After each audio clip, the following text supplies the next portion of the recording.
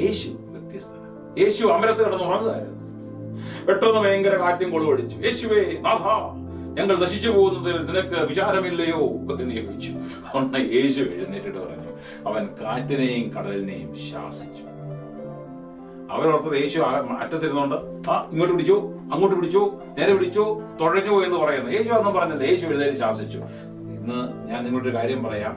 നിന്റെ ജീവിതത്തിൽ ഏറ്റവും പ്രയാസമായിട്ട് നിൽക്കുന്ന കാര്യങ്ങളിൽ യേശു കയറി വന്നിട്ടാ മോനെ അങ്ങോട്ട് തിരിച്ചാൽ മതി, ഇങ്ങോട്ട് തിരിച്ചാൽ മതി എന്നല്ല. യേശു ഒന്ന് എഴുന്നേറ്റാൽ അവൻ എല്ലാ പ്രശ്നങ്ങളെയും അവൻ മാറ്റിക്കളയും. അവന്റെ ഒറ്റ വാക്ക് മതി.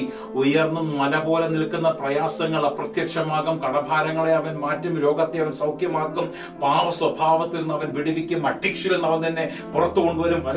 മനസ്സിലാക്കാത്ത വചനത്തെ അവൻ നിനക്ക് വെളിപ്പെടുത്തി തരും.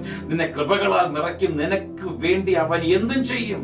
പക്ഷെ നീ ഒരു കാര്യം മനസ്സിലാക്കണം, അവൻ നിന്നെ കടാക്ഷിക്കുവാൻ തക്കവണ്ണം നീ അവനോട് പറയണം, കർത്താവേ ഇതാണ് എന്റെ ആവശ്യം. ഇന്ന് നിങ്ങൾ എത്ര പേര് പറയും? എത്ര പേര് നിങ്ങളൊന്ന് ധൈര്യത്തോടെ പറയും, കർത്താവേ എന്റെ ആവശ്യമാണ്, this is my need and I want you to come and love me and do something great for me. കർത്താവേ നീ കടന്നു വന്ന് എനിക്ക് വേണ്ടി വലിയവ ചെയ്യണമേ എന്ന് നിങ്ങൾ എത്ര പേര് പറയും? അവന്റെ കരങ്ങളിലേക്ക് ഫ്രീ ആയിട്ട് കൊടുത്തവരെ മാത്രമേ അവൻ എന്തെങ്കിലും ചെയ്യാൻ സാധിച്ചിട്ടുള്ളൂ. നമ്മുടെ ഇഷ്ടപ്രകാരം ഇന്ന പോലെ ചെയ്യണമെന്ന് പറഞ്ഞാൽ അവനൊന്നും ചെയ്യത്തില്ല. കാരണം അവൻ വ്യത്യസ്തനാകുന്നത് കൊണ്ട് അവന്റെ പ്രവർത്തന ശൈലി നിന്റെ ശൈലിയല്ല. അവന്റെ പ്രവർത്തന ശൈലി അവന്റെ ശൈലിയാണ്.